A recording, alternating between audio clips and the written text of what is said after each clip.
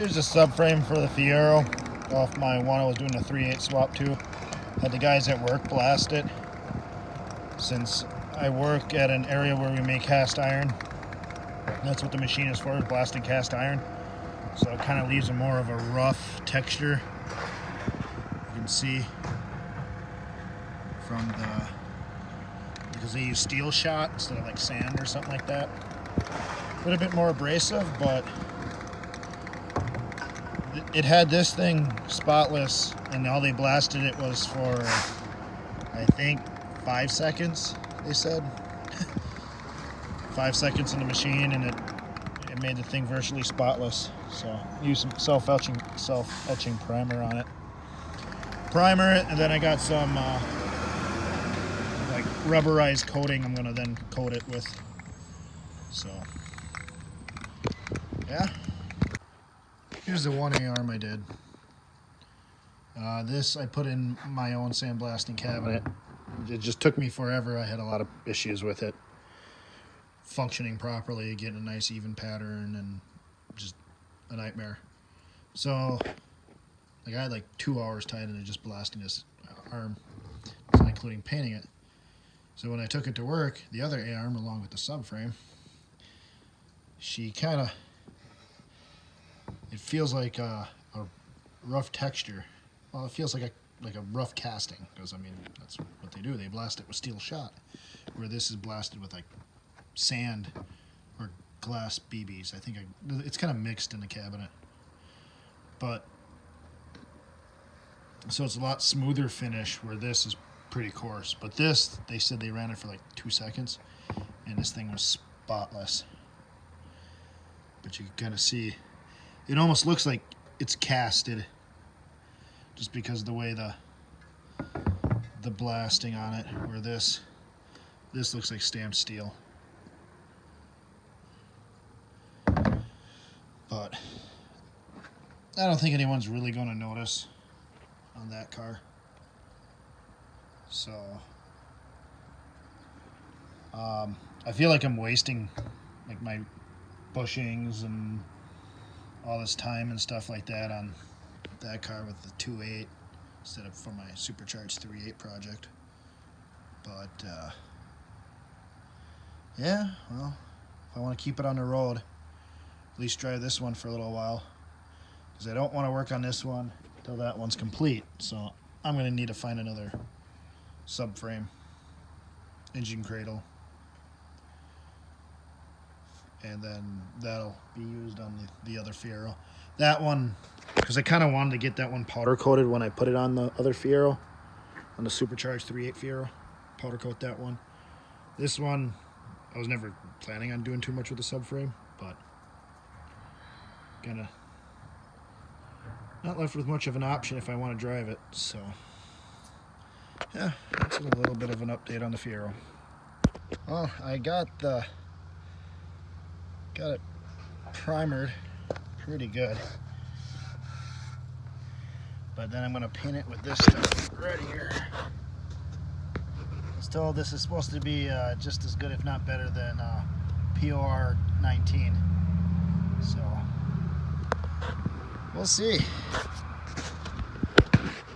All right, got my subframe pretty well painted. Got my solid bushing mounts put in. The A-arms are in. New ball joints on both A-arms. So the subframe was blasted. I then painted it with self-etching primer. Then I brush painted it with this similar to like POR 15.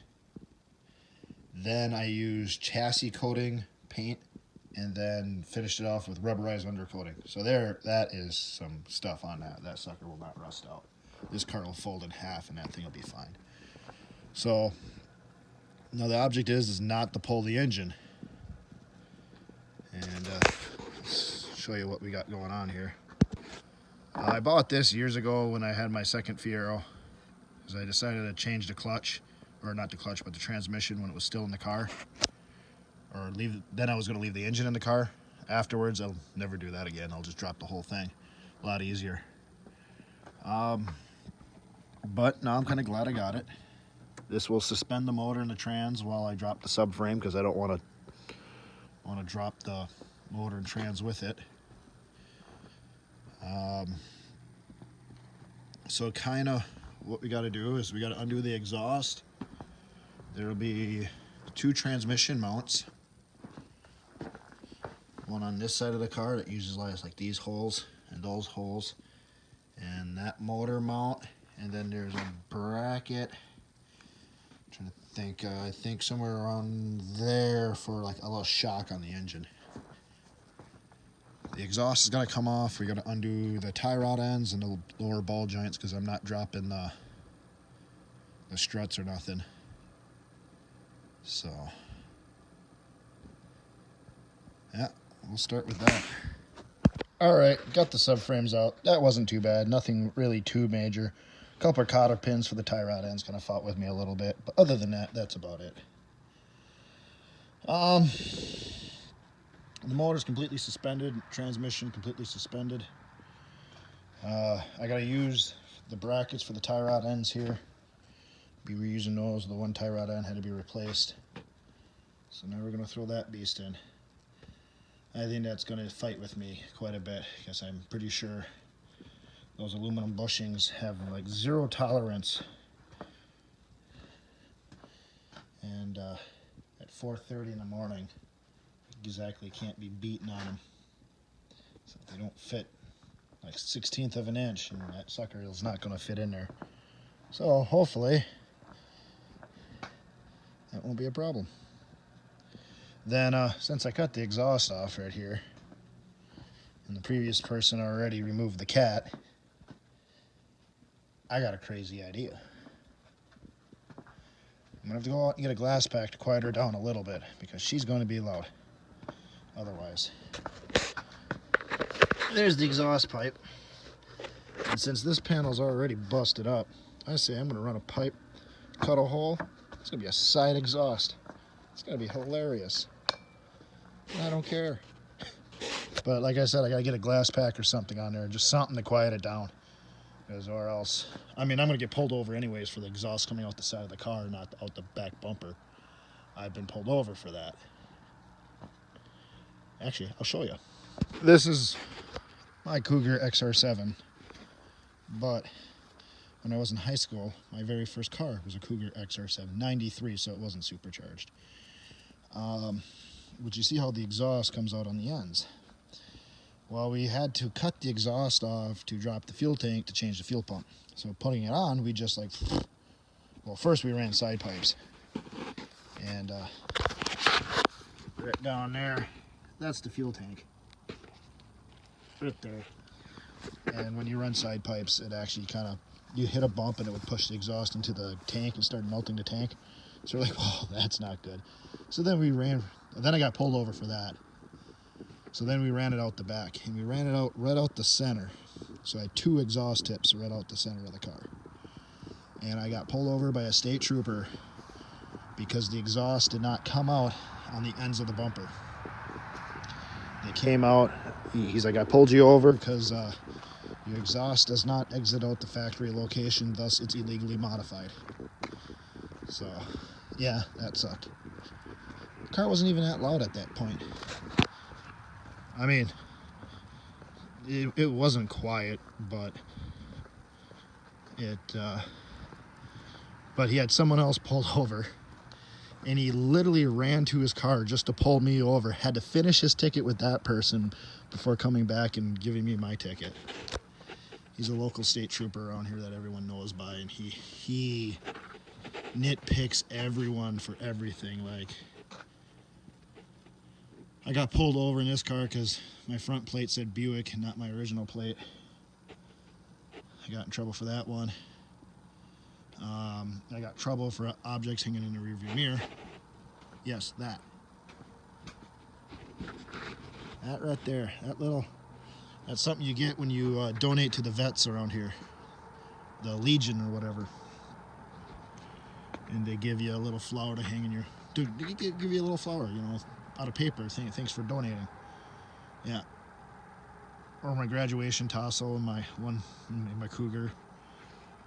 Window tint, that's one thing he'll get. Like, he's yet to pull me over in this car, but that's guaranteed. I'm gonna get nails for window tint on this car.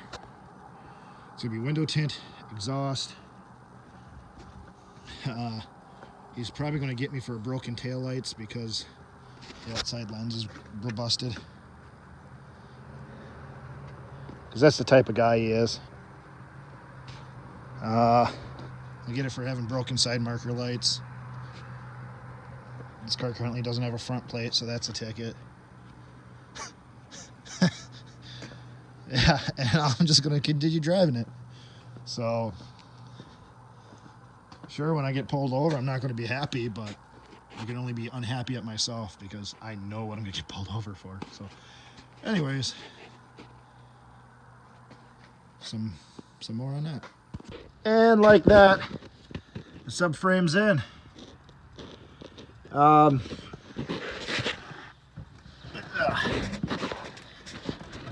solid mounts. What else? Polyurethane bushings. I got the solid mounts in the front. It actually went pretty smooth. I thought for sure the front mounts were gonna fight with me, because if they were too not in enough or too far in, they're not going to fit. But it fit perfect. I mean, I lucked out on that. I normally don't have good luck, but what little luck I did have, I spent it all on that. And the rear bolts even lined up, so it's like, oh, perfect. I did change the tie rod end on this side. So the alignment guy should be happy for when I bring it in for an alignment. But yeah, I mean, everything went pretty smooth. Then I got the world's most whacked up exhaust job air going on.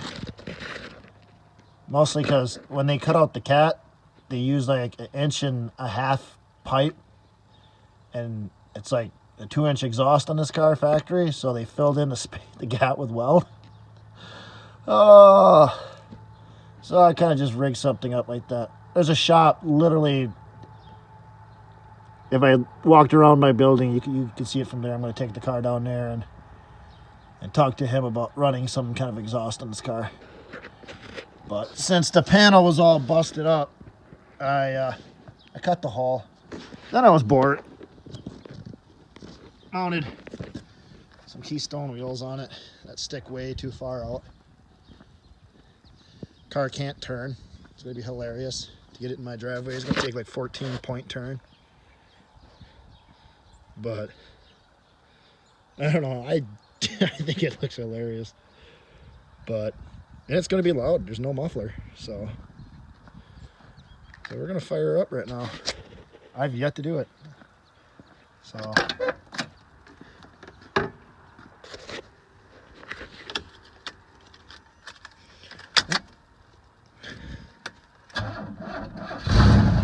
oh, wow. Okay. She's not working.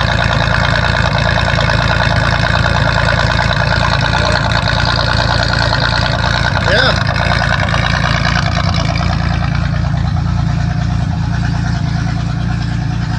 We'll get her back on the road. Oh, yeah.